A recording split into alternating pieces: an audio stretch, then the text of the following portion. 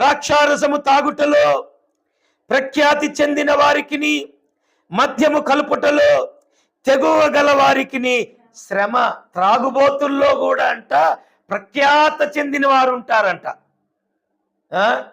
కొందరు అంటారు కదా, అరే నేను తాగిన దాన్ని పోల్చుకుంటే ఇదిగో నా సెలవులమ్మటి కారినటువంటి ఆ చుక్కలంతా కూడా నువ్వు తాగి ఉండలేవురా అంటారు. దేవుని స్తోత్రం.